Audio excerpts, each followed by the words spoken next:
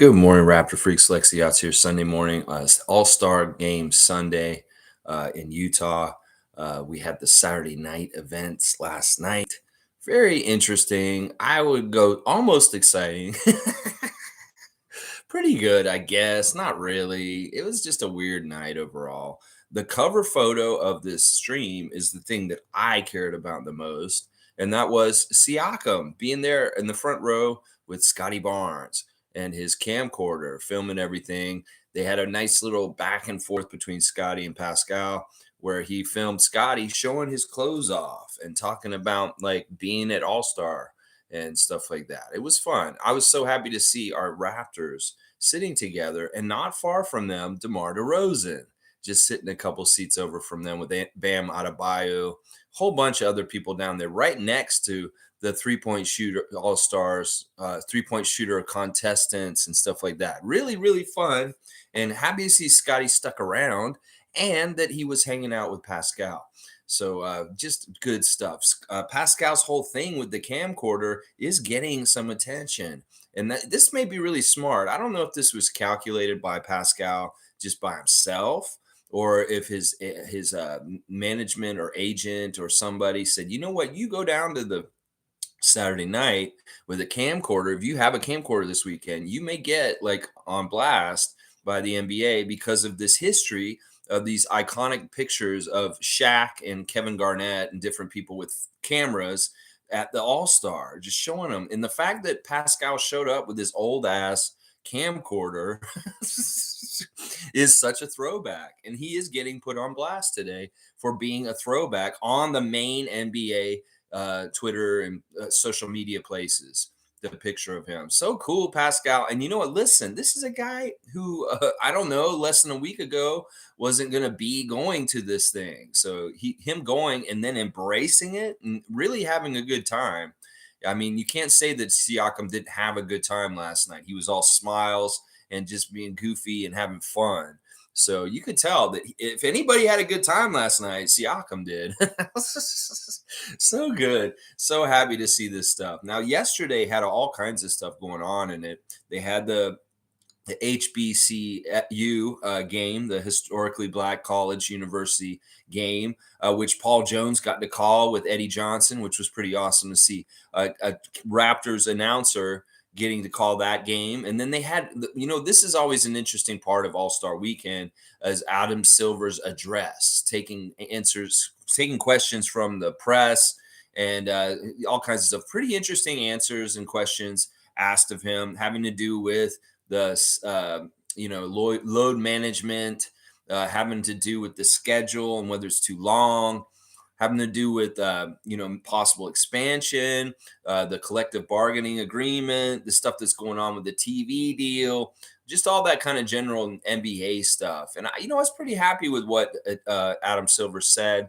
Very smart, very much a lawyer, very good at answering questions in a lawyer kind of way, where he's not in any kind of legal repercussions or, answering it the roundabout way of not really answering it. But there were some important things I gleaned from it as far as what he said.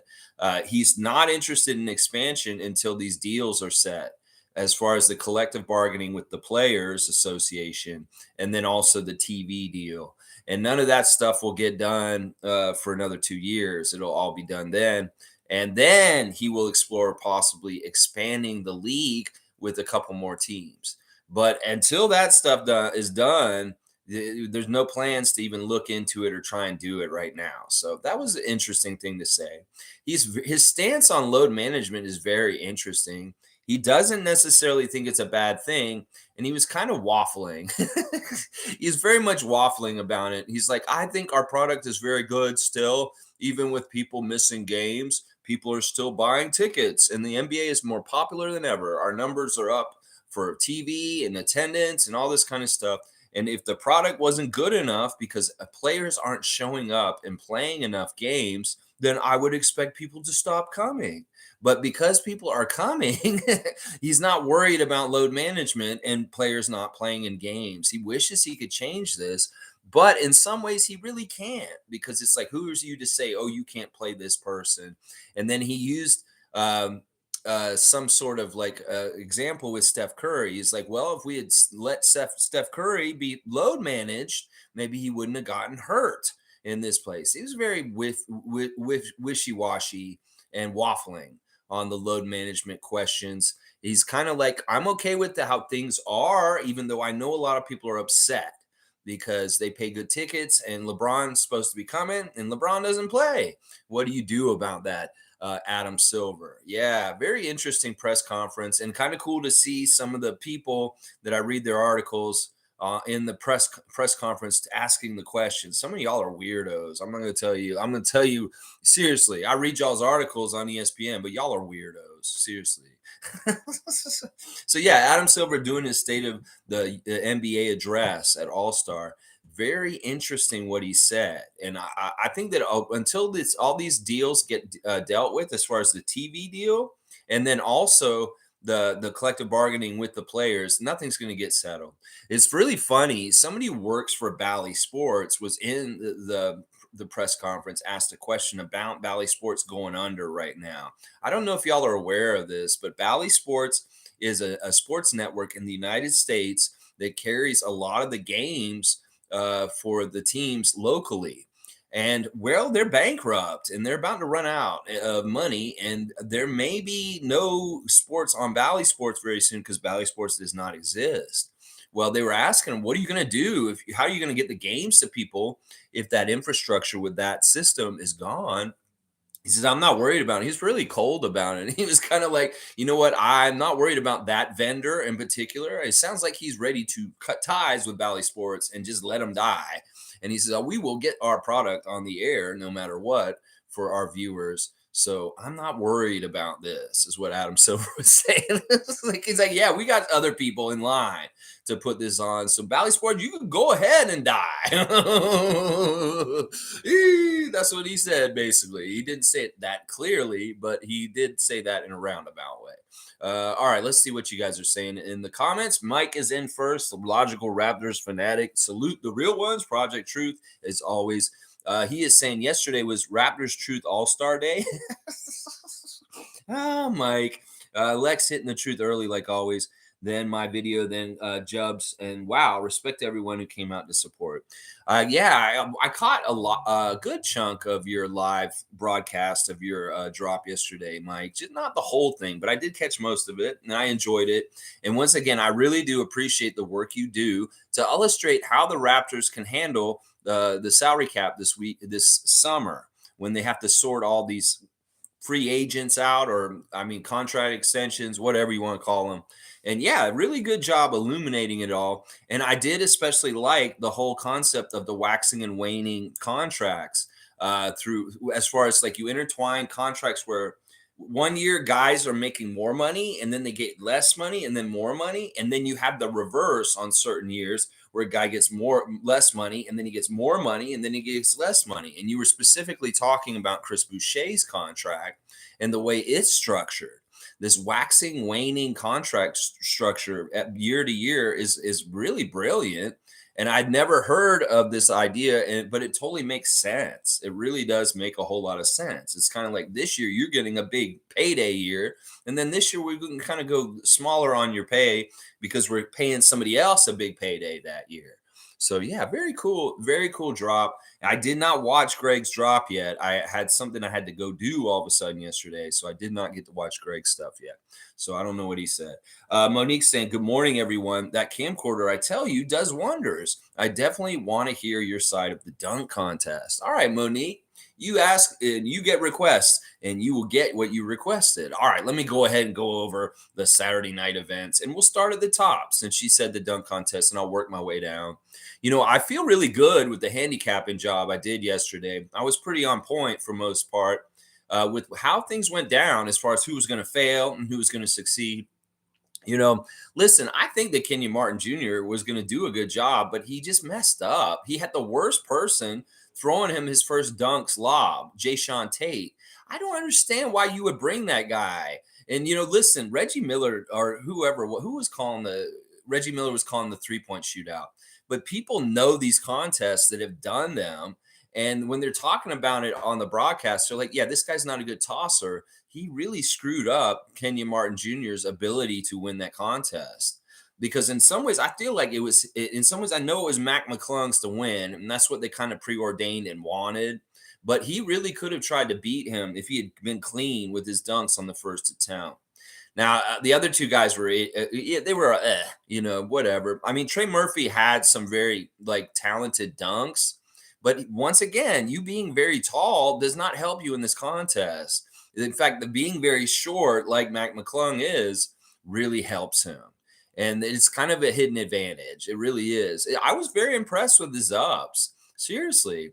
And he did deserve to win it for sure, Mac McClung. Very impressed. And he was clean. Like, that's the thing. Sometimes at a dunk contest, they miss so many dunks. It's just become, oh, what is this bullshit? Like, why are we watching this? These guys aren't professionals. They can't do it. Well, this guy came up there and he was pretty much, I don't think he did any redunks. I think he did them all on the first shot. And that's important in this contest. In fact, if you can do it on the first try, that is way more powerful than trying it, showing it off for a second. They kind of figure out, oh, that's what he's trying to do, but he's not successful. And then he tries a second time and he doesn't get it. And they're like, oh man, that is really bad inertia for the dunk contest. And that will be what loses it for you, KJ Martin. And that's too bad because I was rooting for you. I did not want the Sixers to get that championship, that dunk championship, because I'm a hater. And, it was fitting at the end to see Max standing there with Dr. J, getting the Dr. J Dunk Contest Award. Keep it in the family, Sixers. Yeah. But yeah, listen, he deserved it. He was fantastic. He's going to be very much a hip person to talk about for a little while. He'll have his moment, his 15 minutes of fame, his little spotlight. But it's crazy too. The stat about Mac McClung that drove me crazy is he's only played 2 NBA games ever, and now he's an NBA dunk contest winner. Now, the person that had the shortest amount of NBA games and won the dunk contest before that was Kobe.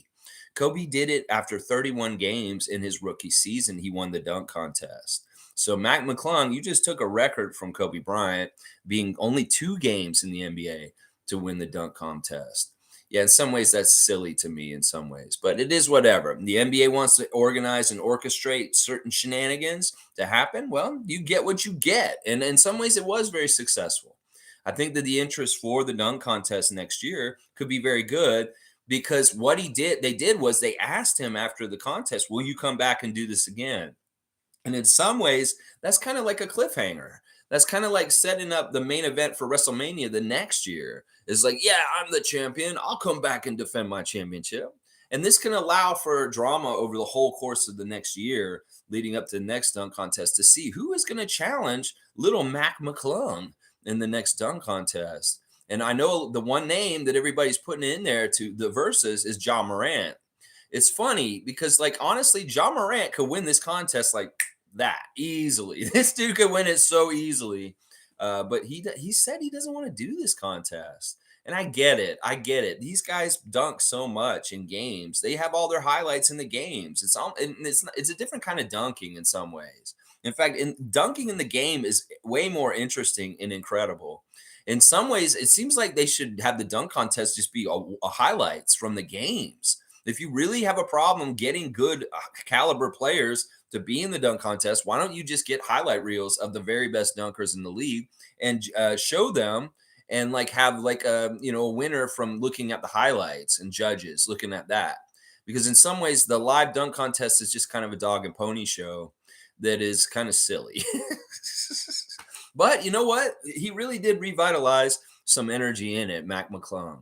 So, yeah, he looks like Niles from Frasier to me for some reason. He looks like a little Niles. But it's a great story, and I shouldn't hate too much. And for my Sixer friends that come in and check me, good job, guys. You won the dunk contest, and Dr. J got to smile and stand next to your new two-way contract guy, Mac McClung. Now, let's see if he does anything in a real game. No, he won't. This guy can't play in the NBA. I'm telling you, he's too small. All right, let's keep going. There you go. There's my dunk contest for you, Monique. As far as like the other ones, we'll see. Jimmy Pope is saying, I think it's a Red Bull related thing. That may be, yeah, you know what? You're probably right, Jimmy. That, besides like Siakam's doing the documenting and putting the posts on his Instagram of his All-Star weekend and all the way it's edited and the cuts and stuff. Very interesting. You know, you're probably exactly right, Jimmy, that it is Red Bull that set him up with that camera and doing what he's doing. Yeah, because they're heavily vested in him. He very much is one of the top Red Bull spokespeople in the world today, Pascal Siakam. Logical saying he's more worried about tankathon games and teams not even trying to win. Yeah. Yeah, and that's good in some ways. He should be worried about that. This Victor sweepstakes has really opened his eyes to possible problems. But one of the things he really championed yesterday is that this is the most competitive NBA league ever in the history of the NBA. And this is true. We feel it. I think all the teams feel it in the league this year, that the parity is so close, that it's very close. Like teams have records that are very jammed together. And he's proud of this. He's honestly very proud of this. And he wants the league to be more like this. That, he said, we'll see if this continues. But so far this year, some of the rule changes that we've had have led to this. And we're very happy with the outcome. So what's happening with the NBA is going in the direction of what Adam Silver wants. So the parity should be here to stay because he really likes it. Let's put it that way. So very, very interesting press conference with Sith Overlord Adam Silver. Let's see. Cool Cat is here. Good morning, Cool Cat, and good morning to the Raptor Free crew. Love to see Pascal and Scottie hanging. Shaq, love the respect. Yeah, it is an homage to Shaq. And in some ways, it's like, you know what? Shaq put some respect on Pascal because he's doing a tribute to you in some ways, bro. I mean, it's very calculated. The look with the hat and the black is very much looks just like the old Shaq pictures of him doing the same thing. So, yeah, very calculated. Let's see. Yeah, Red Bull for Pascal. Scottie a bit shy. So nice of Pascal to be a big brother, passing it on from Lowry and DeMar. Yeah, I love your take on all this, Cool Cat, and I think you're right. It did really warm my heart to see that Scottie was still there and that he was sitting right next to Siakam. These guys, listen, you don't have to do that. He could have left. He didn't have to sit with Siakam. He could go sit with anybody, but he's sitting right in between his buddy Siakam and Jose Alvarado. Scottie, you look like you're having such a good time. And I know you're soaking it up, man. It's the All-Star weekend. Well, you're going to be at that All-Star weekend as an All-Star soon, my friend. You will be. Yeah, and it was cool to have DeMar in proximity to them also with his children, his daughters and his son. Very, very cool to see DeMar there. And all the kids were funny. Like, all right, let's go to the three-point contest. There's a hilarious picture and memes and GIFs of Julius Randle's oldest son. Very hilarious, his reaction to his father's performance in the three-point shootout. I mean, I want to look at this right now just to describe it. This kid looks like he's about to cry.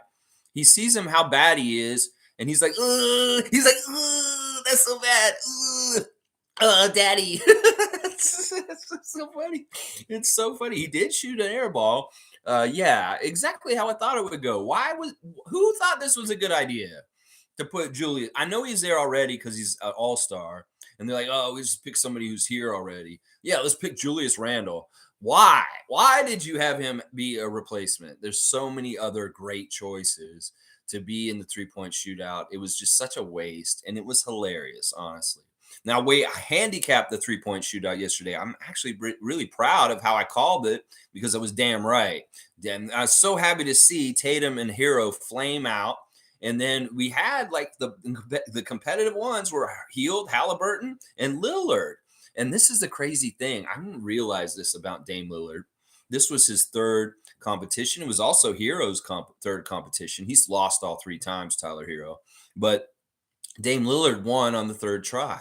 And he told them, apparently, he came into the locker room before the three-point shootout and said to everybody, I'm winning this tonight, y'all. I hope y'all know. He said that to them. Seriously, he did do that. And he was right. So he was very much on a mission. And I'm glad he finally got it. This has been a great year for Lillard. He's now the all-time scoring leader for the franchise of the Portland Trailblazers, and now he can add three-point champion. Because listen, he had wanted to win this, and he was pissed that he did it twice and he failed. Well, he really wanted this one, you could tell. And those Indiana guys were quite good. They were very, very good. I was very impressed with Halliburton's first round and how he got the 30 points and made them have to pay that $300,000 towards that charity. You go, Halliburton, getting that right out of the way as the first person that came out there and bombed a 30-point score. I was super impressed with that. And then my guy, my pick, Buddy Hield, well, he did okay. He got to the last round, but he did not ultimately win. But it's funny because you see the guys who've done this contest before and know how to do it. And then you see the guys that just don't know what the fuck they're doing in it. Seriously, they are three-point shooters and they're good in the league and in games, but they're not good for this competition.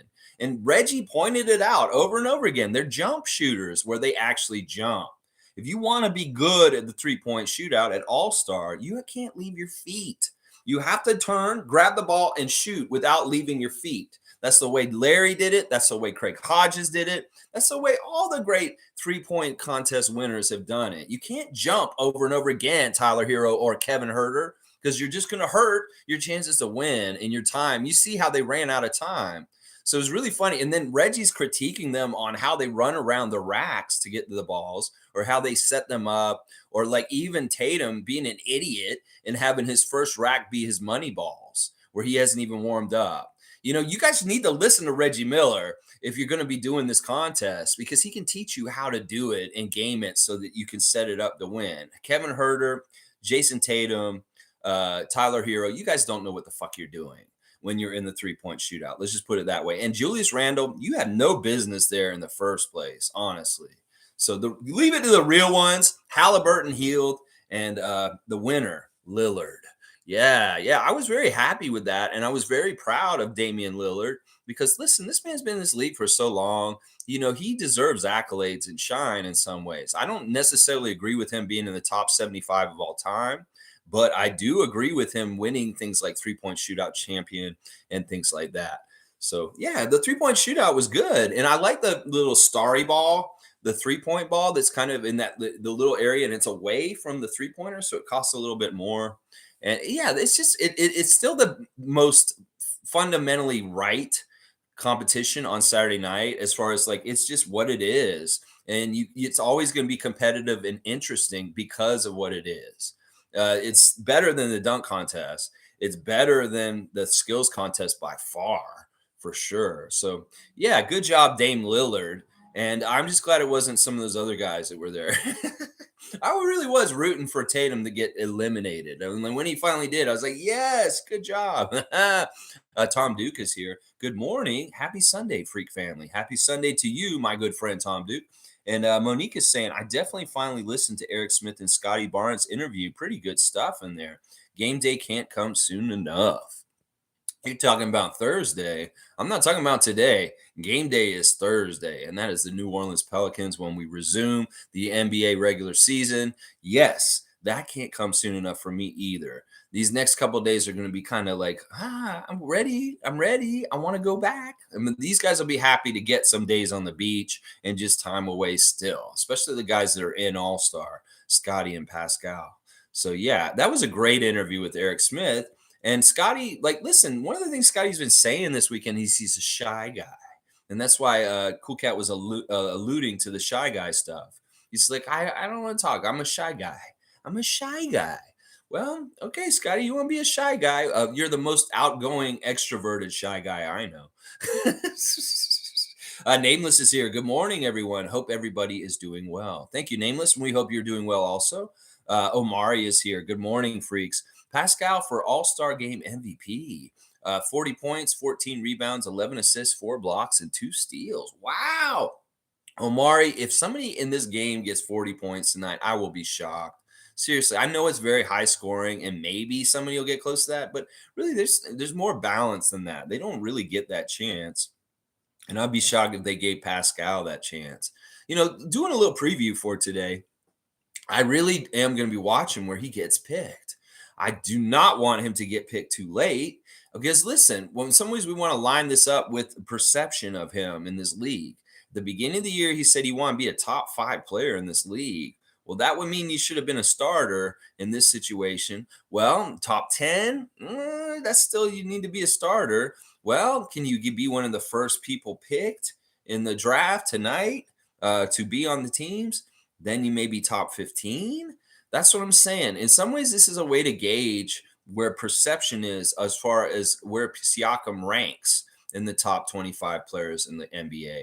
So we'll kind of pay attention to this. And obviously, you can mask it in the order, the picking the reserves before the starters to try and hide who gets picked last. But we will still know who got picked last, NBA. You can't get around this. And they asked Adam Silver yesterday, why are you picking in this way? We had just agreed upon it this way with the Players Association.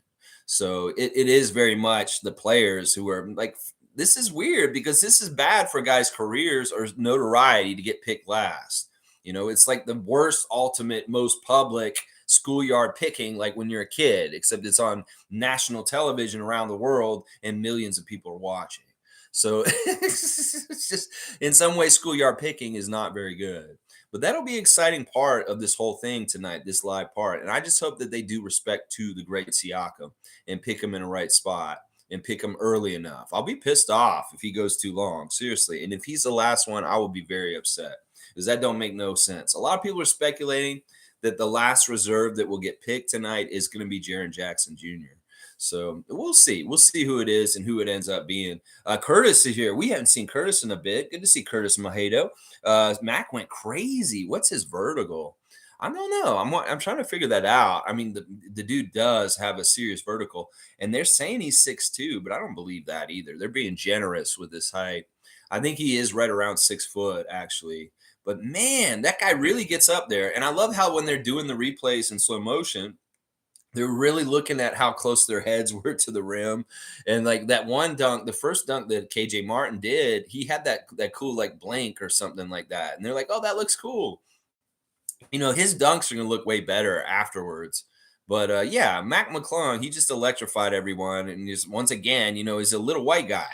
Everybody's going to be like, oh, this guy shouldn't be doing this, but he did. And he was very successful on the first attempt. Now, if he had not gotten his dunks on the first attempt, he probably would have been a big fail.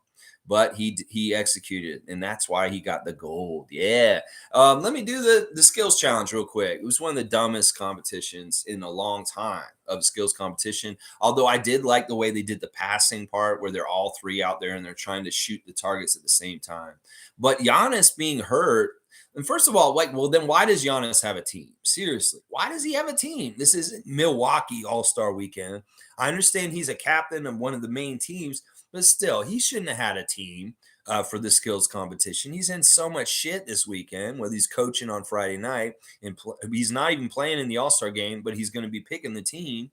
There was no reason. So what they did was they had the two other Antetokounmpo brothers, and they had a replacement for Giannis, and it was Drew Holiday.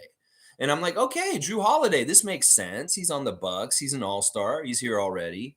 But then I was thinking about it. It's like, well, then why the fuck do we have Giannis and Alex out there? These dudes have no business being at All-Star Weekend for any kind of reason other than they're the brother of Giannis Antetokounmpo. Well, if you're going to switch, you just switch straight up and brought the Holiday brothers there and put Drew with his two brothers instead and just kick that Antetokounmpo shit out of there because it's just stupid. These guys are not that talented in some ways, Alex and Thomas. I mean, we've seen Alex. He was on the 905, and he was like that ninth guy on the 905 the year he played for us. It wasn't like he started or was one of the first guys off the bench. So it's just, what a fucking waste. It really is like Giannis using his clout to put his brothers more on blast. Yeah, they were a failed team, and it's just dead wood. Like, why? Who cares? We don't want to see these guys do this. It's so unattractive and unappealing. Drew Holiday and Thomas and Alex Antetokounmpo. Yeah, what is this? This is like a D-level team. Who cares? There's no excitement in this. It's not like Drew Holiday's a big name or anything like that. Well, it went down exactly how I thought it would. Colin Sexton's extreme speed and Jordan Clarkson and Walker Kessler, because Kessler actually was a big X factor in the passing. in that competition. Utah won, Team Utah. The rookies looked pretty good with Jaden Ivey for a second. He was very quick on that obstacle part where you got to get up and down the court with the dribble and the layup. Very, very quick. And I knew he would be. But yeah, Team Utah ultimately prevailed, as they should have, because they just, honestly, you could see it coming in. This team's going to win. And I really did think it was because of Sexton, because he's just such a quick guy and a competitor. He really is competitive too. So you go, Team Utah, winning it at the home crowd and the home arena. And yeah, what a waste. Like, don't have these Encanto team over and over again. This is so stupid year after year. If you could find other brother combos that are pertinent to the team that has the All-Star, that would be more interesting. Like, next year, y'all are going to Indiana, apparently, for All-Star weekend. Why don't you try and find some brother combo that has something to do with the Pacers organization and do that?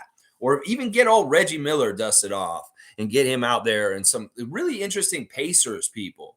Because in some ways, it's like, the Encanto has kind of hijacked the Utah weekend, and he's not even a Jazz player. All right, let me keep going with the comments here. Tom Duke saying, loved him bringing up VC.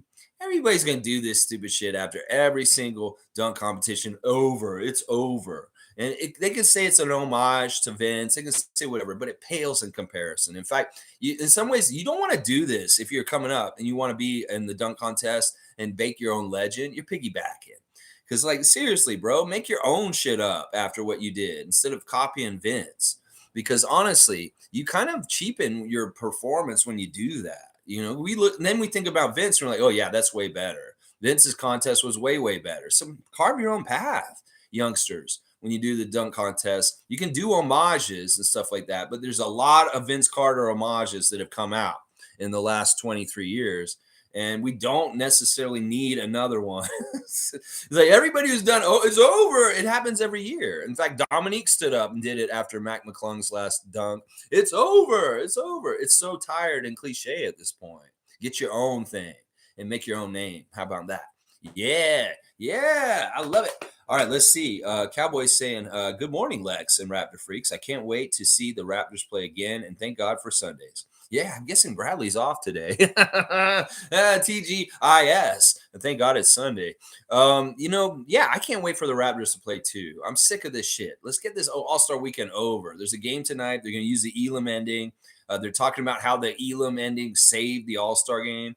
And I guess I can kind of see that. They made it more interesting. It's kind of weird and different at this point. Well, let's see how competitive it is tonight. These guys play for charity. These guys play for fame. These guys play for notoriety. These guys are playing in a game that doesn't really matter, but it does. So it's always kind of weird when things are kind of like casual and when things aren't. Because at some point, sometimes there's a switch that turns on and they really start trying to win. And that's fun. You can remember Kyle Lowry a couple years ago in the All-Star game taking charges and doing crazy shit that doesn't normally get done in the All-Star game. So there is a little bit of a competitiveness to it that was lacking for decades for a while because people just were like, yeah, this is just a glorified exhibition. Well, when you put money and you put like prestige and then you put the competitiveness of the competitors out there, you play on that, boom, all of a sudden you may get some very interesting basketball with the top level in the league, top level talent in the league. So, yeah, it'll be interesting, Bradley, and you have a great rest day. And, yeah, I can't wait for the Raptors versus Pelicans on Thursday.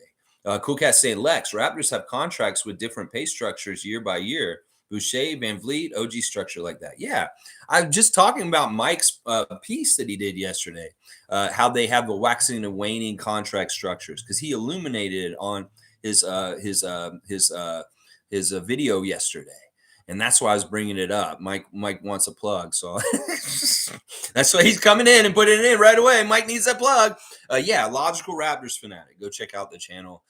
Very interesting piece about the salary cap and the contracts and how they're going to be weaved together to make it all fit over the next couple of years. Very illuminated and very explained very clearly. And so, yeah, very interesting. Mike's saying, respect, Lex. Yeah, Bobby and Masai. Hang on, it jumped. Respect, Lex. Yeah, Bobby and Masai definitely know what they're doing. Like first year, 5 to 8%, second year even. third year plus 2.5 to 4. I don't know. I'm gonna read this. The breakdown of how average value balances to a normal number. Yeah, yeah, okay. So, yeah, it's like you guys said. It kind of they're weaving together the contracts. Jimmy's saying, I saw a fan from another team. They saw a flash of Julius Erving and Scottie on that dunk from Rising Stars. You love to see it. I can see that, and I'll break this down exactly. You know what it is? Back in the day, in the 70s, these dunkers that were really the main first dunkers, there's three of them. There's really well-known guys were Dr. J, David Thompson, and Connie Hawkins. And George Gervin too, to an extent, but he wasn't really a dunker. He was more a finger roll guy, but he could dunk too.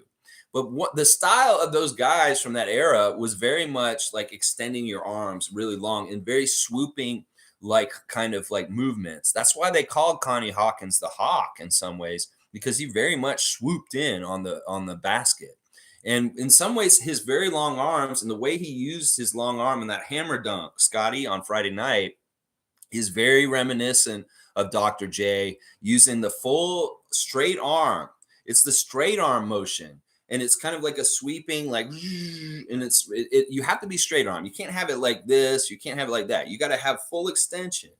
And that's really like Connie Hawkins, George Gervin, David Thompson, Dr. J, like 70s style dunking.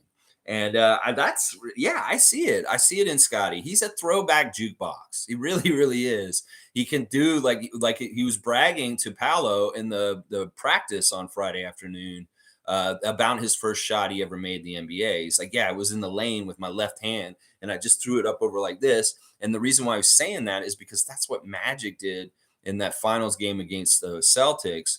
And in some ways, he was doing an homage to Magic Johnson with his first shot in his NBA career. But it's funny for him to tell Paulo that, and seeing the clip since, But Scottie's an old school jukebox. He continuously channels old NBA movements and motions from back in the day in real life now. It's so cool. Like, I'll see something he does and I'm like, oh yeah, that looks like Dirk Nowitzki.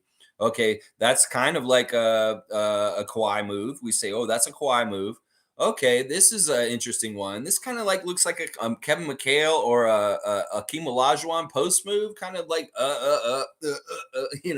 There's all kinds of different stuff he's doing out there that are like subtle. They're like Easter eggs. It's almost like watching a Marvel movie and looking for Easter eggs from being a comic book nerd. Well, you could watch Scottie play basketball, and if you're a basketball nerd, you will see Easter eggs in what he does on the court. And I love that comparison, and I think it's very, very fair. And I think that Dr. J would agree. Omari's saying Shaedon Sharpe not in the dunk off is a travesty. He jumps higher than anyone ever, including Vince. Didn't know DeMar had a baby boy. Yeah, that's Frank. That's Frank. He's Frankie, little Frankie, named after DeMar's father. We talked about DeMar's son on the DeMar DeRozan trivia that we did last summer. We did a classic Jurassic DeMar DeRozan trivia. Yeah, it's cute, and it's so nice to see DeMar with his kids there. You don't see his kids very often. I mean, back in the day when he was on the Raptors, they were all young dads very early on. With his oldest daughter and his second daughter came. Kyle had his boys, and different Raptors had children at that time, and they were all like young fathers. And I remember that era of Raptors, like gelling because they were all young fathers and had little babies. Like CJ Miles was one of them. There were a bunch of those guys that all had kids at that time. Let's see. I think it was a big mistake that Shaedon Sharpe did not compete in this contest. I think that he would have been a really good competition for McClung. And I wondered why he pulled out of doing it at the last minute, because he was on track to do it up until like a couple weeks before he changed his mind. And I don't know. I think that he would have been the favorite. I think a lot of people were saying that he would win it from the beginning of the season. And yeah, I don't know what changed his mind. I don't know. It really isn't incentivized to do this. Now, Vince Carter said recently on his podcast that the NBA once came to him, LeBron, Kobe, and Tracy McGrady, and offered each one of them $1 million to come and do the dunk contest. And they obviously turned it down because it didn't happen. So they are trying to get these big names to come and do this. I just imagine if that had happened, that Vince, Kobe, LeBron, and Tracy McGrady had all said yes, and they all competed in the same dunk competition. That would have been insane. But also, they're looking at it and they're like, you know what? I don't want to be one of the three losers between the four of us because I know only one of us will win. And it's probably Vince. So, yeah, it's very interesting. How do you get the better talent to come to the dunk competition? How do you do it? And some of the people are saying, well, they do so much dunking in the game. It's almost like the free artistry of it. The creativity of it is found in the game from having conflict of trying to get around guys or John Morant jumping over people. But in some ways, that's a different kind of dunking than setting up trick dunking with props and other people involved and stuff like that, like hunched over. And, so you could be a really good in-game dunker, but you may not be like great for the dunk competition. You know who I wish had been in the dunk competition and probably maybe could do really well is Precious. There's a clip of Precious doing some dunks when he was younger, and there's some things that he does that are absolutely insane that Precious could actually get in the dunk competition with Shaden Sharp and Mac McClung next year, and he could actually do some damage, seriously. Because in some ways he's got excitement in him and electricity. And we know, because we've seen him in the games doing it. So I'm sure there's some crazy ass dunks. And I know that when Precious went to Nigeria last summer, he did like a dunk contest display for them over there, and it was insane some of the things he was doing just dunk wise, as far as twisting around and dunking and doing windmills. And the one that I saw the clip from just a little bit ago that I saw from a while back is one where he bounces it off the side of the backboard and he does some sort of crazy up and under. Is this Precious? Yeah, our own Precious. That's right. He could be in that contest and do very, very well. Trust me. Cool Cat saying, oh, Pascal on Instagram. You see Red Bull, send him the camcorder with the Red Bull drink in a case delivered in his hotel room. Also love to see Uncle P and niece and Maya. First shot in NBA. Yeah, he was with his niece out there playing around with her. Okay, so there's footage of him getting the camera from Red Bull. Okay, well, it all makes sense. Well, good job, Red Bull, directing your client to getting more publicity. You very, very smart marketing, putting him out there. Tom Duke saying, so sweet. Pascal is the man. He's just so positive and happy. I mean, listen, look at the record for the Raptors and the stuff we're mired in. Are these guys weighed down and bogged down and sad? No, these guys are optimistic and they seem kind of re-energized and enthusiastic, Scottie Barnes and Pascal, at the All-Star weekend. Scottie seemed very confident about the team and all the interviews that he's getting asked about the Raptors and their fortunes going forward with Yakob showing up.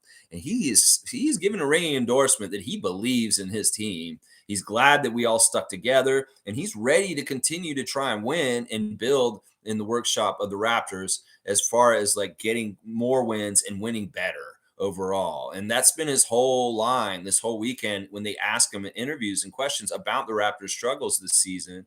He said, we just try to stay together, work through it, and we believe in each other. And that's all we want. And honestly, seriously, y'all are going to have to remember this. Much like the Tampa season was a success because we sailed our ship through there with minimal damage and long-term repercussions for our franchise, this season is also going to be a success because we had every reason to turn on each other and destroy ourselves from within. And we did not.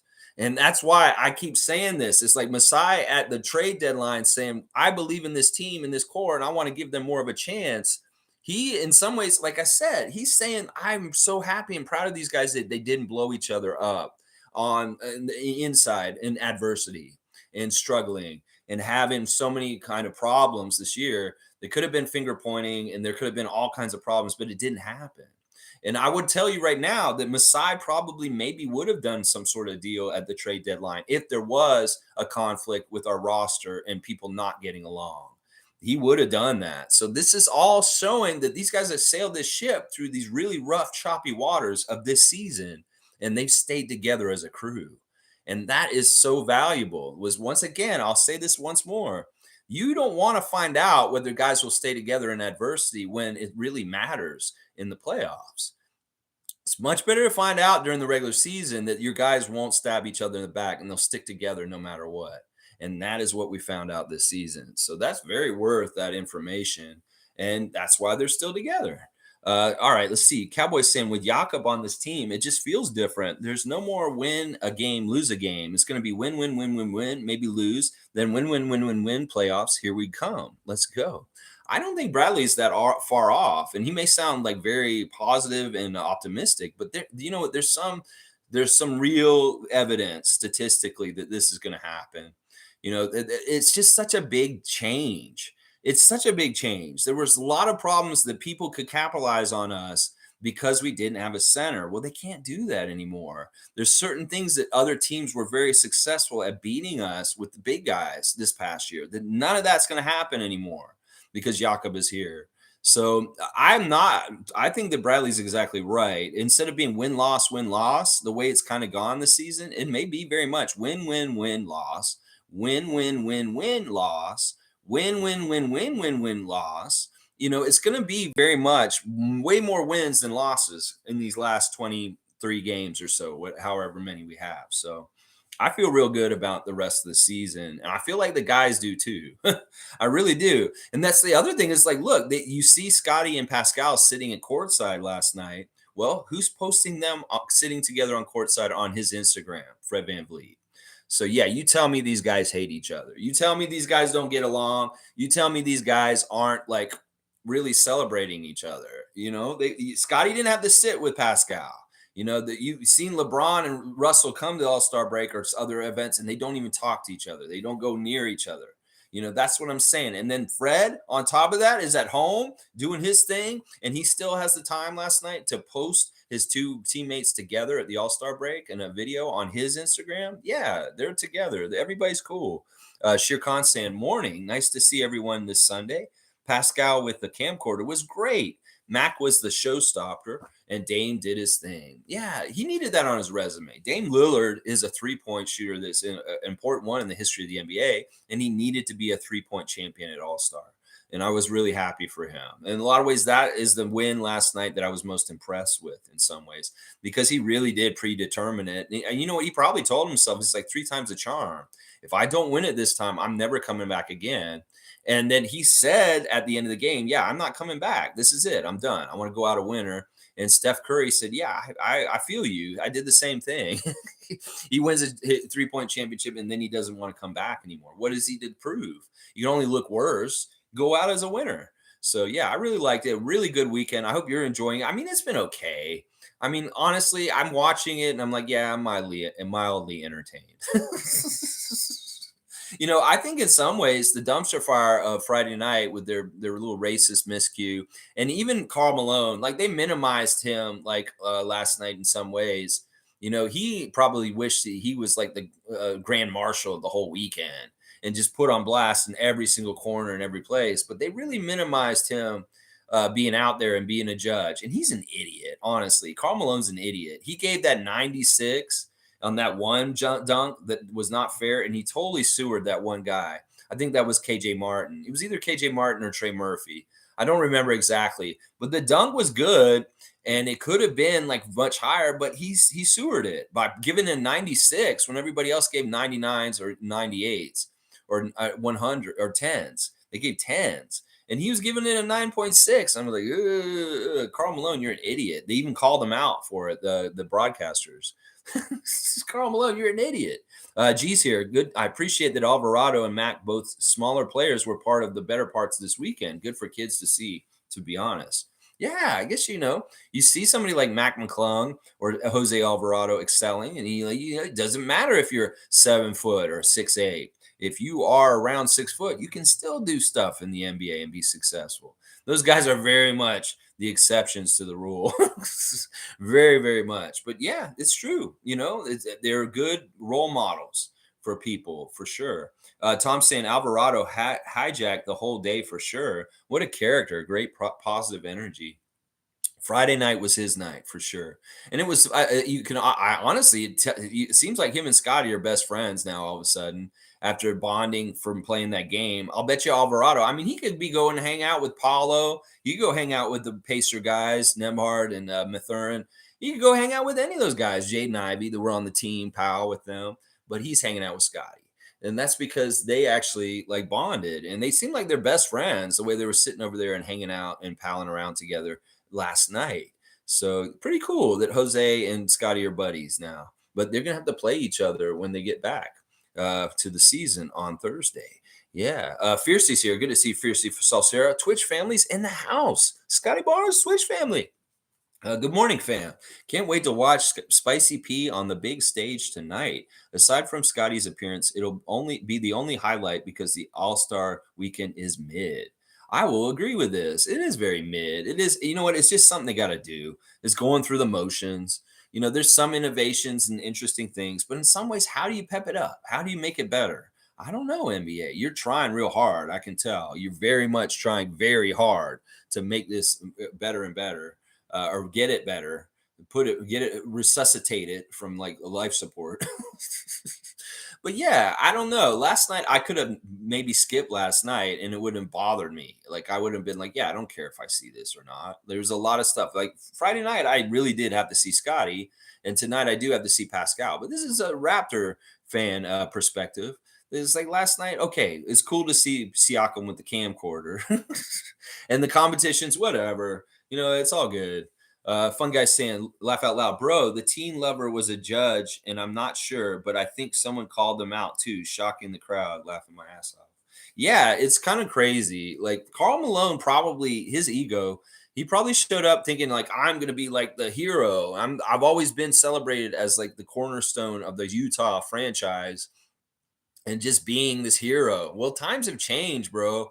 Like even in the last 10 years, people are way more awake to like issues and problems. The things that you did could have been swept under the rug a long time for a long, long time, but people know what you did and they're not okay with it in today's world, bro. So that's a big part of the difference is like everybody's in the know about it. And I don't think he is happy with how he didn't get celebrated. He very much is a very egomaniac and he probably wanted has picture all over this place and to be more on blast, but they really didn't do it. And that's funny. Somebody called them out. That's good. People should be calling them out and telling them that's not cool.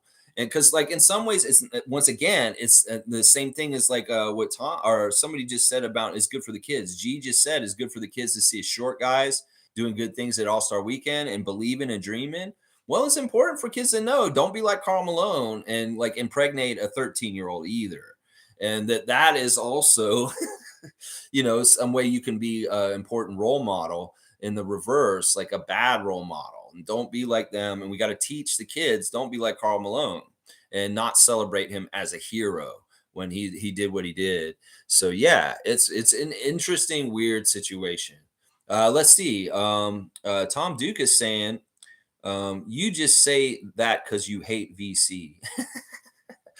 I do hate VC to a degree, but honestly, it is tired. It's like, you know, it's over. It's over. Is Vince's. And I love that. I actually love that whole part of Vince. Vince at Oakland at 2000 All Star is an amazing thing. And is my favorite part about Vince Carter is that he put us on the map that weekend. And I'll never forget that dunk contest, where I was and what I was doing and everything about it. It was just magical. And in some ways, I understand there's tributes, but everybody's done this for the last couple years. It's just tired, bro. That's Vince's thing. Go do something else. Maybe you do something like, don't do this, I guess. Don't do this. It's over. Ooh, it's over. Or I don't know. Get something new for yourself. Because even with max dunks, they're all derivative of some other dunks that have happened before. It's just he's a shorter guy doing them, and that's impressive in a way. And there is a limitation to how many different dunks you can do in the world. You know, in fact, some of the dunks were very innovative. I had never seen that one dunk that Trey Murphy did where he brought it over his head, then he brought it down, and then he brought it around and up in. That was super impressive to me because I had never, ever seen somebody do that. And that's the dunk that Karl Malone fucking submarined him. That was a dunk that he gave a 96 to. I was like, what the fuck, dude? I've never seen somebody do that because he came with the force of hammering it, but he came down and then he brought it around and up over his head. I was like, damn, I've never seen somebody do that. And the last dunk that Mac did, the 540, because he did spin around 1.5 times, was very impressive also. So yeah, it's not totally because I hate VC. It's just because I want them to get their own thing and stop ripping off our Raptors dunk legend. Tom Duke saying, laugh out loud, fun guy. He looked creepy for sure. He was a great basketball player. Karl really was. I mean, seriously, we can't take anything away from him as the mailman on the court and what he did on the court. But the things off the court and the different things, like the whole thing with Cheryl Ford is just ugly and stupid. It's very, very dumb how he like shunned her, did not help support her growing up, would not admit that he was her daughter. It really was like a Maury episode. And then when she got to the WNBA and she was actually kicking ass, then he started taking credit for her. It's like really just ugly and just like gross. It's like, dude, you never helped raise her. And in spite of that, she'd gone and made the WNBA because she was well into her 20s and he was still denying her as his child. It's crazy. It's so crazy. You know, I think about his wrestling career in some ways. It's just like, that was kind of fun and interesting when he teamed up with Diamond Dallas Page against Rodzilla and Hulk Hogan at Bash at the Beach. Yeah, really crazy stuff. Let's see. Fun guy saying, I hate his lack of shame. Shouldn't feel so comfortable going to a major NBA event as a big figure with thousands of people there being known as who he is from and what he did. Listen, he can't go anywhere else. He can do it in Utah. Like in Utah, they will celebrate him as a hero, but he goes anywhere else, he gets hate and anger. And in some ways, but you're right. In some ways, I don't know. Listen, some people are crazy. They'll justify things in their head. They'll have, they will poo poo things and put things away. Maybe things are all put to rest because he's made peace with Cheryl Ford and different other people around him in his life that but it still doesn't make it totally right. In some ways, some people will say, well, the part of it is the 13-year-old was consensual with him. Yeah, but that's still fucked up. I mean, listen, I don't remember exactly how old he was. I'm pretty sure he was either a senior in high school or he was in his first year at Louisiana Tech when he impregnated that 13-year-old. It wasn't like he was close to her age. I think he was either at least 18, if not in his 20s already. So it's really gross. It's really, really gross. Let's see. Tom saying, go find a rock. Well, he came out from under the rock for just a sec, and now he can go back. I don't think we'll see him today. It's really weird. We may have seen him just last night, just for the dunk contest, and that is it. They really minimizing his impact on the weekend. And they're not even showing Stockton. I ain't seen Stockton once. And why don't you go heavy on him instead? G saying, I'm not sure who, but someone said the judge gave a low score because the dunker wasn't 14. Ooh, that is a burn. Damn. Wow, I did not hear that. Well, he's getting what he should get, honestly. Tom Duke saying, to hide under, if that wasn't obvious what I meant. Ha ha ha ha. Yeah, I get what you're saying, Tom. Go find a rock to hide under. Karl Malone. Fun guy saying, laugh out loud. Just crazy. I actually plan on watching the All-Star game today. Not excited, but spicy pea in it, and I haven't watched any basketball in days now. Starving. Yeah. We need that oxygen to breathe as Raptor fans. We need Raptor games. And it's like premium air now that Yakob's here. We want them back. We want to see more Yak. We want to see more of the interesting dynamics are going to start building and winning ways on this Raptors team because we have a center now. It's going to be so much fun. Once again, I really hate what the Cavs are doing. You guys are fucking idiots. I'm seeing y'all like celebrating Kevin Love on all your accounts and saying, oh, Kevin Love, you're great. We love you for all this. Why can't you hang on to him a little longer? You've had him forever. This is really going to upset the balance of the Eastern Conference in some ways, what you're doing, you idiots in Cleveland. Like, seriously, I am saying the same thing that Ben Simmons is saying right now. If Cleveland lets Kevin Love go right now, they're fucking stupid. Because not only are they losing some of their depth and their veteran presence and leadership off the bench, somebody who's gotten a championship on their team that is involved in this, like seriously, I would value the hell out of that if I were you, Cleveland. But maybe it's the money won't work and you got to buy them out and do what you're doing because you're forced to. Well, this is horrible. And it's horrible timing because what's going to happen is this guy's going to go to either the Heat or the Sixers. Those are the top two candidates, and he's going to bolster their rosters for the playoffs. He's going to help the Heat so much. If he ends up on Miami, I'm going to hate you guys, Cleveland. You're idiots. You're fucking dumbass franchise. If you are going to do this, Kevin Love is a hero on your team. Why do you do this? This is so dumb. You are fucking stupid, Cavaliers. You're going to do this and give a good big man down to the Miami Heat, all of a sudden their playoff chances are going to get better. And if they play you in the first round, I hope they beat you and put you out and with your own player that you just had, because you fucking dumbasses bought him out and you allowed him to walk to another Eastern Conference team, either the Miami Heat or the Philadelphia 76ers. Either one's no good. I'm going to tell you that right now. So Cleveland, you're fucking dumbass motherfucking idiots. And your front office buying out Kevin Love is one of the stupidest things I've ever heard. Unless you really have to do it because of cap considerations or some shit, it's still fucking dumb as fuck, because this is a playoff race right now. Y'all are actually legitimately in it for once. And you're giving up your veteran depth and your bench scorer and your three-point shooter to go to another team to make them better. You're idiots. This may be your best year in the playoffs to have chances to do something. There's no guarantees you're all going to be good next year. I'm going to tell you that right now. So you better fucking make this year the year that you try and go for something, and you can get rid of Kevin Love. Oh my gosh. I cannot go on and on about how dumb the Cleveland Cavaliers are right now. They are so stupid. I can't believe how dumb Cavaliers are. Oh my gosh, they're so dumb. Oh my gosh. Sorry, I have a rant on that, obviously. Monique's saying, I'm glad you mentioned the Vince Carter interview on his show, because I was going to. Yeah, he said that. I can't believe that. Makes sense. Here's a cool million, Vince. You just come and do the dunk contest. $1 million. Kobe, $1 million. Yeah, and these guys refused it. I don't know if any of them took the million and came and did the dunk contest. Maybe one of them did. I don't remember. Maybe Tracy took it, and he came and showed up in the dunk contest still. I don't know. Tom's saying, is there any news on Thad, anyone? Yeah, there was some news on Thad in the last couple of days. He was on a date with Shaniqua, and he was nervous. That was the news from Thad World, is that he's celebrating his sons and the basketball they're playing. Mrs. Young is saying, I need to get a mouth guard for a kid with braces, because I don't know, you wear the same one that like a football player would wear, but she needs to find one that works for basketball, because apparently one of the kids has braces now, and they're worried about them cutting their lip and things like that when they play.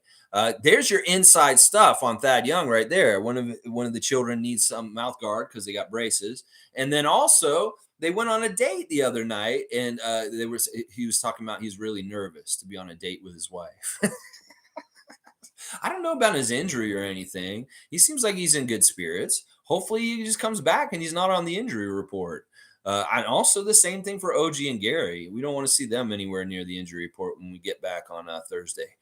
G is saying this next. He's saying Mac did those kind of dunks during his high school games. It is very natural for him, hence why he got them right the first time. You can see others were nervous. Yeah, apparently this guy's a dunk prodigy that's been around for a while, and they've seen this guy do these things before. I was really impressed. He did do a hezzy dunk where he did the double pump.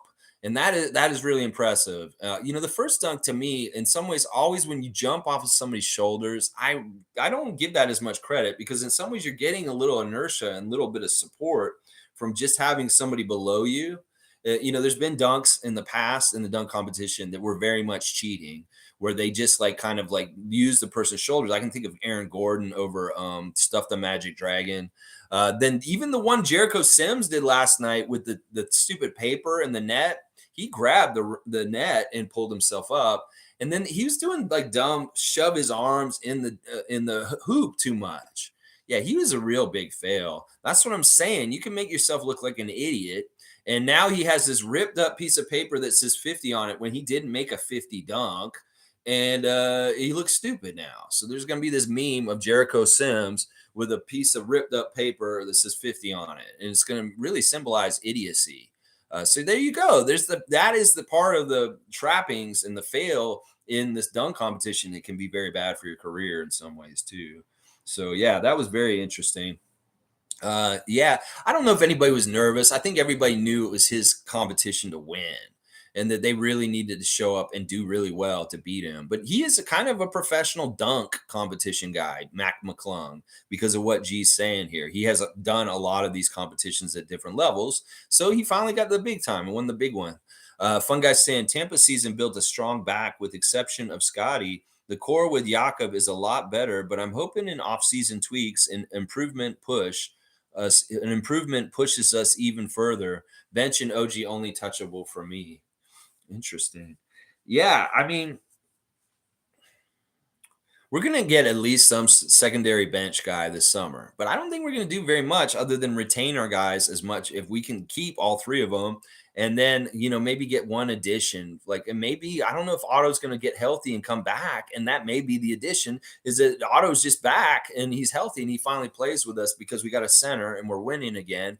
And he actually is very helpful for us next season because he's healthy. He's showing up and he's doing Otto Porter kind of stuff.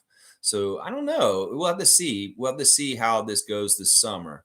We got a lot to do still before then, and you know how this channel goes. G, we're gonna have so much. Or fun guy, we're gonna have so much to talk about this summer. Trust me. G saying NBA is lowering their age limit. Not sure how I feel about this. Yes, this is a big part of contention. Is they want to lower it to 18, and that some of the vets are worried. There's people in the league that are wondering if like the league is going to cut out a lot of the older players and not have them around and be very young teams, very young players overall. And this is something that they're fighting about with the NBA, the Players Association, is the age of how young you can be to come in. Some people think it's good and it should be 18. And some people think that's way too young. And it's kind of it hurts the game in some ways. These guys aren't ready totally. And the basketball quality is not good without the training of university. I'm sorry. These guys don't learn enough in high school to just jump into the NBA. And they really don't have the right skills or fundamentals. They're very talented and they're very, very much like blue chip prospects, but they don't have proper training. And in their first couple of years, that's why they need G League. That's why they need to go and do other things because they can't really play in the NBA because they're not very NBA good. They're just very much prospects and talent and like physicality and like how they, their height or their athleticism. But they may not be very good shooters or anything. It's really crazy. I don't know. The NBA is so weird with this age thing. They flipped it around a couple times and it's had really weird effects. At certain times they stopped letting really young players in. They let young players in. They didn't let them in. It sounds like they're going back to letting very young players in again. And yeah, I don't think that's good in some ways because those young player spots, the younger, they kind of take some of the older guys and then you don't have as much vet in the league. And, the product suffers in some ways because the basketball turns ugly. Let's just put it that way. The basketball gets uglier if you bring in younger people. Sheer Constant never liked Malone that much. Stockton is a weird one as well. In many ways, like the new core for Jazz, much better. Yeah, I like the new guys on the Jazz more in some ways. Like, Colin Sexton's a really weird dude. Really, really weird dude. And Markkanen, he's done all right. They're talking this weekend that he's probably going to win Most Improved Player in the NBA this year. That he should be the top candidate for that award. And I don't disagree with that. I think that his boost from doing Eurobasket and doing so well at Eurobasket has really carried over to the season for the Jazz. And once again, Cleveland, you're idiots. You traded Colin Sexton and Lauri Markkanen, and in some ways that was really dumb. I really don't like the front office of the Cavaliers right now. I think that they're dumbasses. I really do think they're dumbasses. Let me keep going here. Yeah, the new core of the Jazz is exciting, and it really was supposed to be a tank for Wemby year, but it's not. It really isn't. It's like Will Hardy's too good of a coach, and the players are too good, even in this situation. And maybe they thought they were going to tank for Wemby, but they can't because they're too good. Kessler was too good. Markkanen's gotten too better. They're too much of a team, even though they're just thrown together. It's really interesting. Cowboys saying, true, Tom. What up with that? Hope he is okay. Also can't wait to see Koloko and Yakob playing at the same time. Get that garbage out of here. Also can't wait to see OG and Scary Gary with Yakob. We're going to be the champs. Yeah, you go, Bradley. Bradley's just a ball of positive enthusiasm these days, and I really do appreciate it. With all the negative noise and the negative ninnies that don't believe in this team, don't count Bradley as one of them because he does. He very much does, and he's with me. That's the way I feel about it too. It'll be fun to see lineups with Koloko and Yakob out there. It'll mean that Koloko's kind of playing power forward. Because Yakob's just the center no matter what if he's out there. He's just the biggest guy on our team, height-wise and weight-wise. So he's just center. He's automatically the 5 whenever he's out on the court. So this means in some ways we're slotting Koloko to the 4 or even the 3. We could have Precious out there with them too. And Precious could kind of be more like the powerful guy. So he might be the 4. And then Koloko's kind of like a long-armed Chris Boucher 3 out there. That could be very weird. Him slotted in either the 4th or the 3rd, the 4 or the 3 on the team. That could be very interesting. As far as like Goji and Gary coming back, we saw a little bit of Gary working with Yakob the one game, his first game back, and he did have very glowing things to say about getting screens from him and getting open.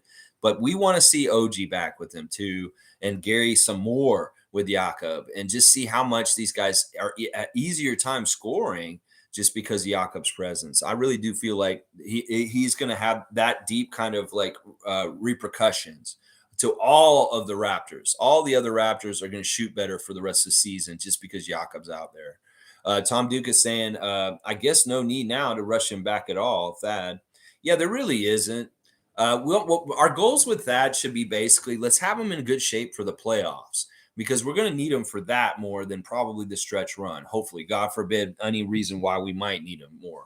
But yeah, his minutes in some ways are just like replacement minutes of a capable vet in those minutes. But we could get much better players in those minutes at this point with our new 8-man core with Yakob here. That in some ways, Thaddeus is kind of extended rotation and not every game rotation like he has been for most of this year. And it'll be more and more like that. So he's not as essential to get back as like OG. I'd really like to see OG back, and obviously Gary also. Fiercely saying, not sure if this was already discussed, but I saw a clip in which Scottie is saying the team is in good spirits and have a firm belief they will make the playoffs. That's right. Yeah. Yeah, I did kind of talk about this a little bit, Fiercely, but we'll reiterate a little bit more. He did say that that's what they're aiming for, to try and get up and higher in the standings and get the playoffs. And he has been very positive about the Raptors the whole weekend. But whether it's saying he would shave his head to get another championship for Toronto, whether it's like believing in his teammates, saying that we stuck together through tough times, it's all been good. And I love how Scottie's really representing us. And like you can really tell he's true blue to the Raptors. He's like very much not, somebody's like Vince. Vince used to be an NBA man, not necessarily a team man. And you could really tell when he went to Vince like All-Star Weekend. It's like, yeah, he wore the Raptors jersey in that dunk contest and he was a Raptors representative. But in some ways, Vince was always an NBA representative over that. Then in some ways it superseded his loyalty was to the NBA as a whole, and the friendship and the brotherhood of the NBA players was more important to him at times than his own teammates, and that kind of used to piss me off. Like this is part of the reason why I don't like Vince is because he wasn't a Raptors first guy; he was an NBA first guy. And Scottie is not that. Like everything he's done this weekend has been very like I'm Raptors first in some ways. Like if you bring up my team, I'm going to talk about them like I love them and I'm loyal to them.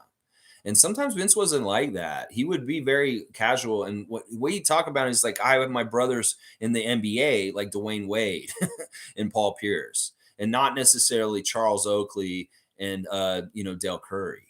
That pissed me off. That used to really piss me off. Now I know he was tight with those guys and they were his teammates, but in some ways he seemed like he was more tight with other players on other teams than actually the other Raptors. And that really pissed me off about Vince back then. And this is before he pissed me off about leaving. I was already pissed at him for this kind of stuff.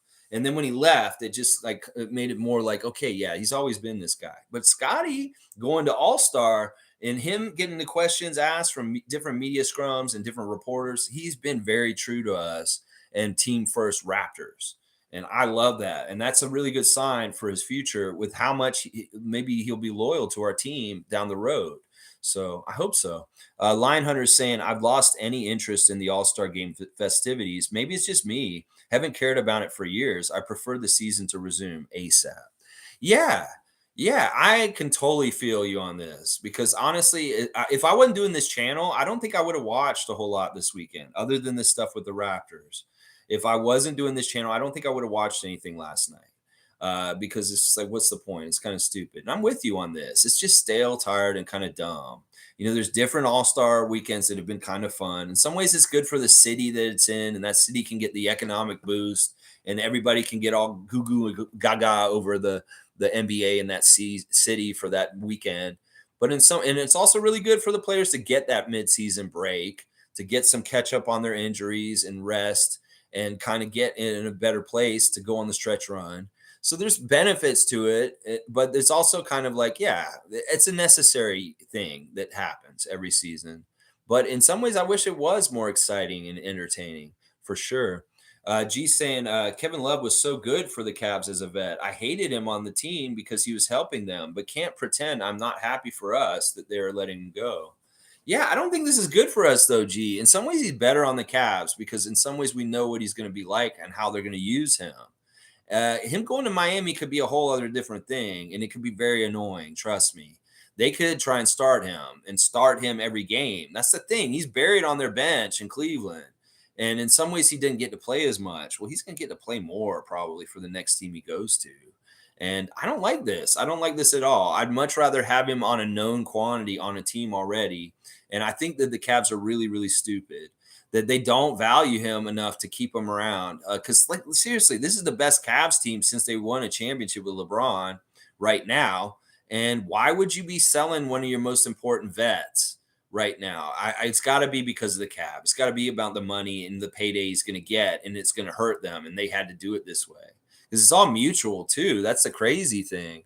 But yeah, I don't like this. I think you seen something good about it, but I don't because we can already beat the Cavs with him on it. But I don't know if it's going to make it easier to beat the Miami Heat with him on them.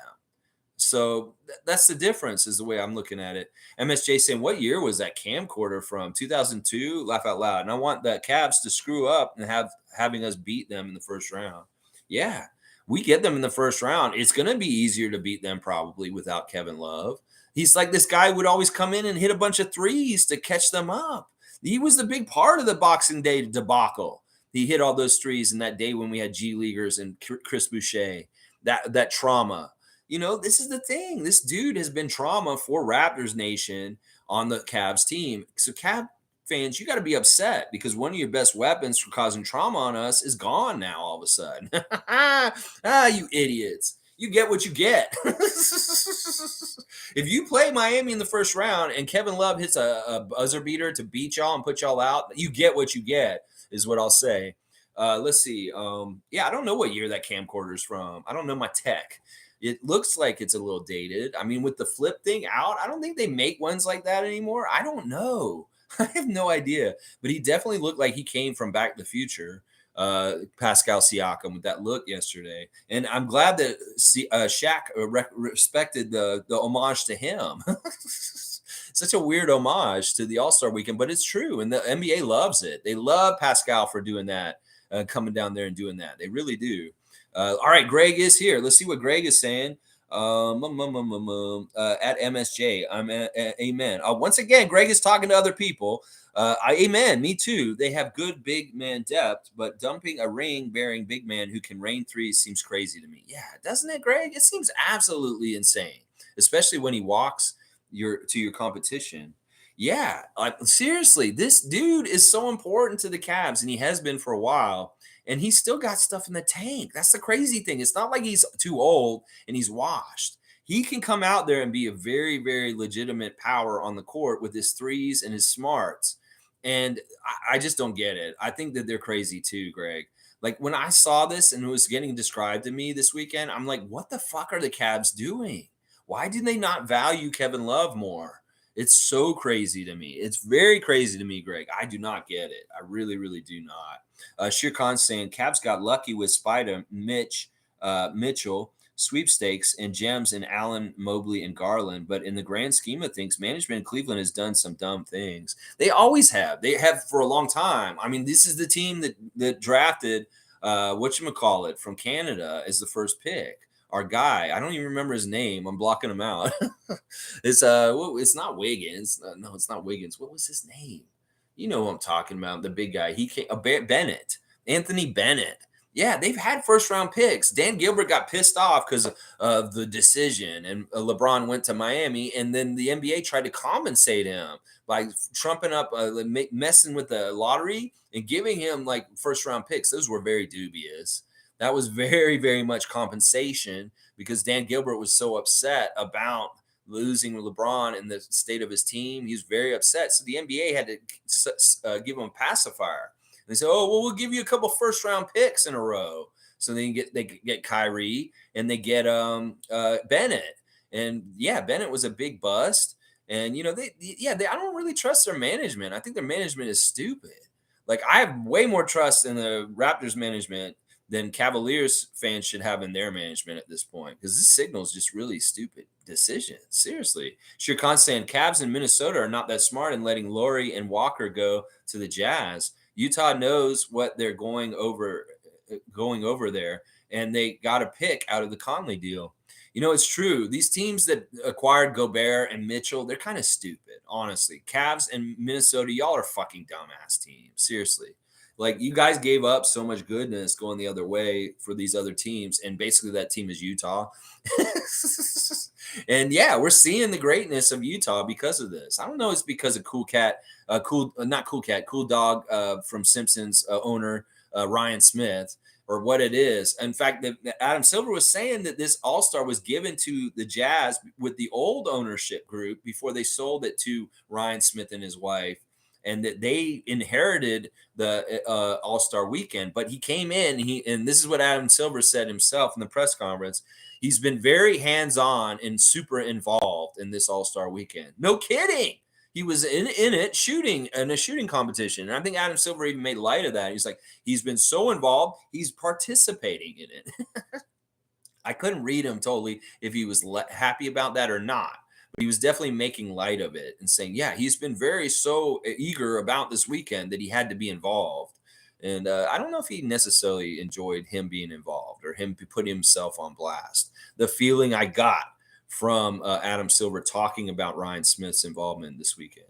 Let's see. Greg is saying Lex is right. Weak side Koloko could be great on D. Might lower his foul totals too. Weak side help in the paint will potentially get more blocks now with Yak in there for 25 to 35 minutes. Boucher and Precious.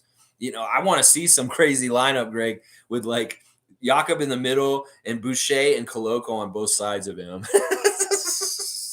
Talk about a block party. This would be the best Chappelle Show block party ever. This will be blocks every which way.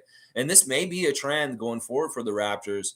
Like the Orlando game, we had so many fun blocks. We saw Precious blocking Paolo Banchero. We saw Chris blocking Bobo. We saw Scottie blocking Franz Wagner. So it's like we may have like a whole bunch of block parties now going out this season, with Blocka being the leader of the block party and the other guys just they were already blocking shots. Like, we know Chris gets his blocks and Precious, but they may be even more, partly because of what Greg is illustrating in his comment here, is they're on weak side D now. And Yakob is that big plug in the middle, and these guys can roam, and they can the funny thing about Koloko is he's really good at blocking people from behind them. It's like they'll get by him, and his arm's so long, he will block them, even though they thought they beat him, and they're still trying to lay it up. And meanwhile, his arm just kind of comes over their shoulder, and he blocks it. And if he doesn't touch them at all, it's not over the back. So it's very legal. So that's a fun thing about Koloko, if he's a roving help defender instead of the center, is he can block from any angle. And even if they beat him, he can still block them. So I'm all about that. Cowboys saying, I know this is off topic, but I'm a Raptor freak also, a spicy freak. Been growing super hot peppers. I don't think this is off topic. I mean, you're talking about hot pepper, and our team player, our franchise guy is Spicy P. And this totally goes along with this. You've been growing super hot peppers since COVID started. And if any Raptor freaks want any, let me or Bradley know. He'll be sowing them soon. Cool. So Bradley grows hot peppers. Very cool. Very cool. I mean, I'd say send him to Siakam, but he doesn't want them. He doesn't want the hot stuff, Bradley. Very, very cool. Who knows? Maybe when Evelyn comes to bring the hoodie, maybe you have some peppers for her in exchange for the championship hoodie from Evelyn. I know you're getting, because she said you got one with your name on it. Tom Duke is saying, that's fantastic, Bradley, and he's sweating. Shirkan, I don't know what you said. You retracted your message. I was going to read it right just now. All right, let me just go over a little bit of things, and we'll get done 90 minutes. Yeah, really fun stuff. The camcorder with Pascal is the hero for the Raptors this weekend, well, at least last night. The Saturday night MVP is the Camcorder.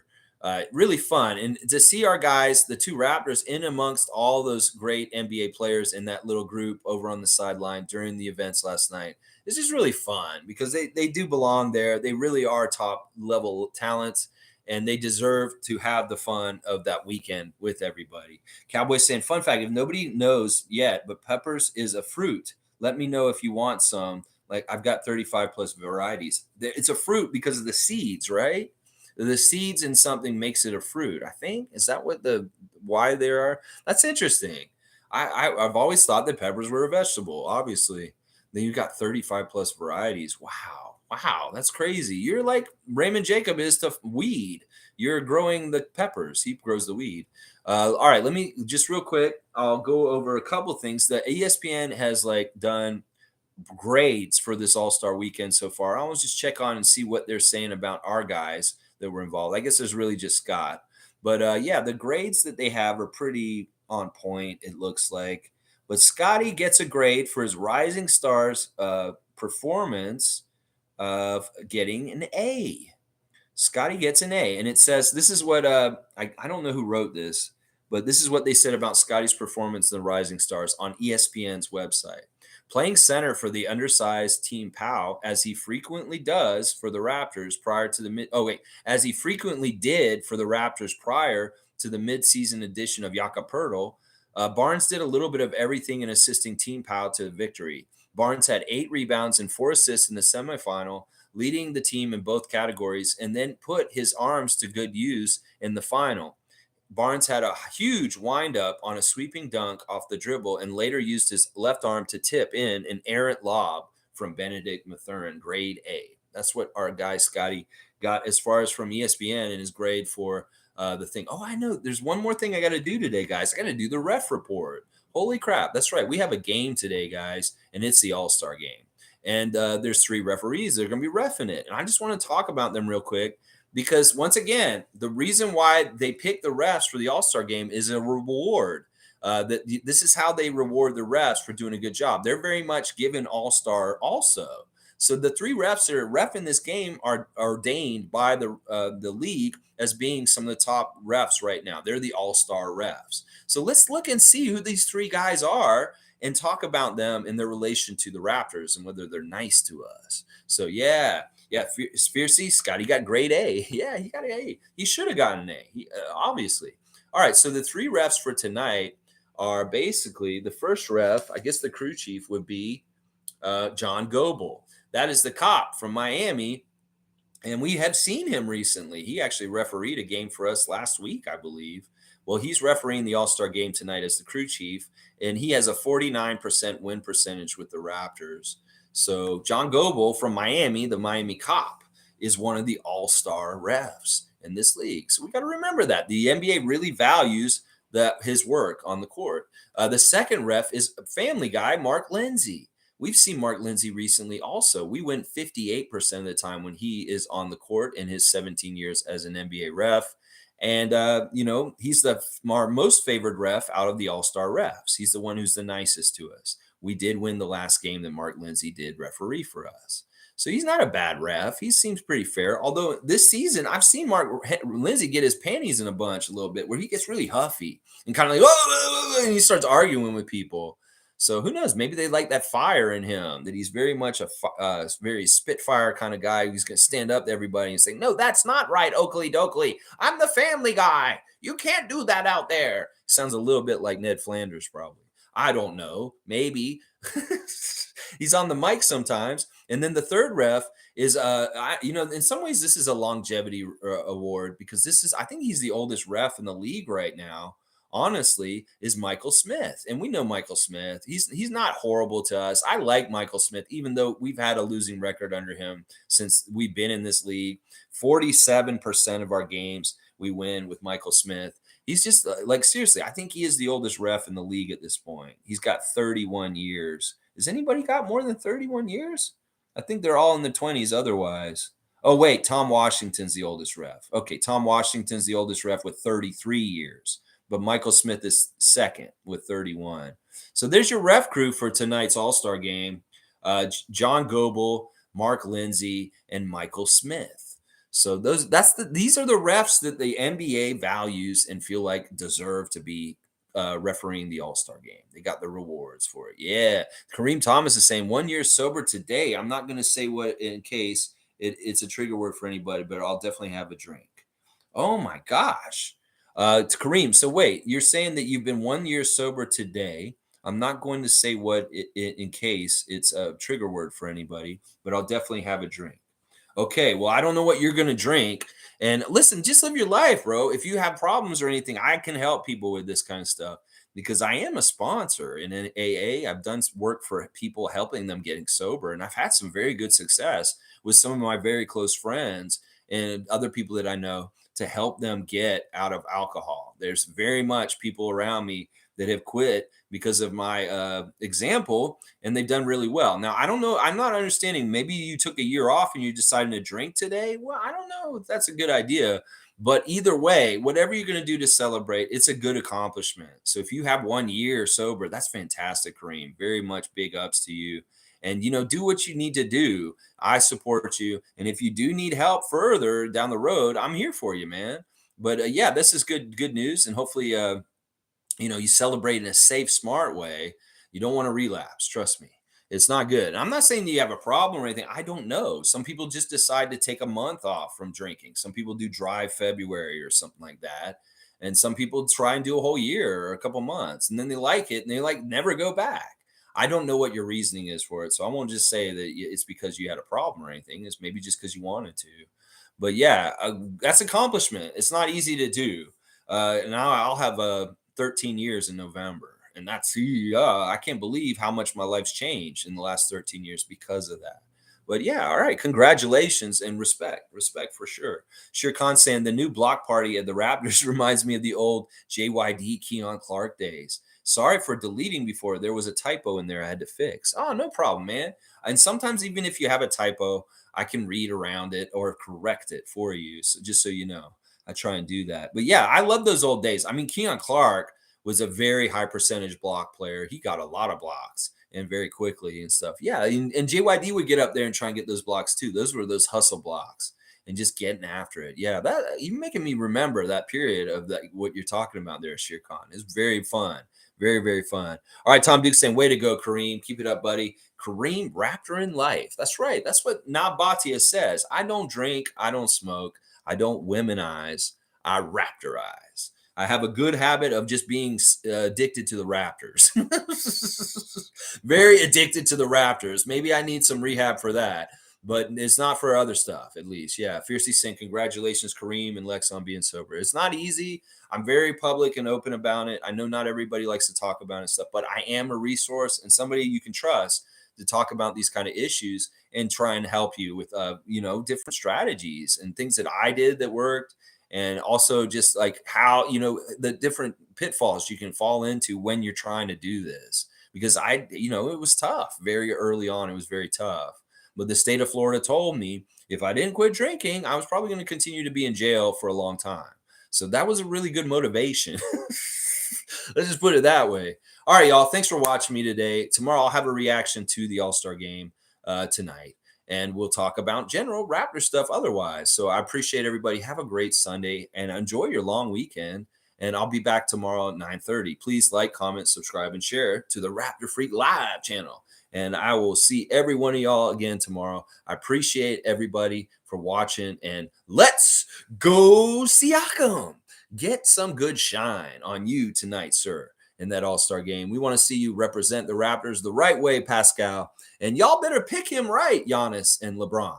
I'm going to pick right now. I'm going to guess that Giannis is going to select him, that somehow, some way, he will end up on Giannis's team. Now, hopefully, Giannis will win this one because he really doesn't want to lose to LeBron and get swept. He's been swept by LeBron every single time. He has not beaten LeBron once as the All-Star captain in these head-to-head matches. Well, you got some work to do tonight, Giannis, and it's too bad you can't take control of it yourself on the court because you're hurt. You're going to have to rely on your team doing it. Yeah. Yeah, fist. Yeah, Greg. All right, y'all. Have a great day. And let's go Siakam and the Toronto Raptors and Scotty Barnes and Yakob and Thad Young and OG Anunoby and Fred VanVleet and Gary Trent Jr. and Precious Achua and Chris Boucher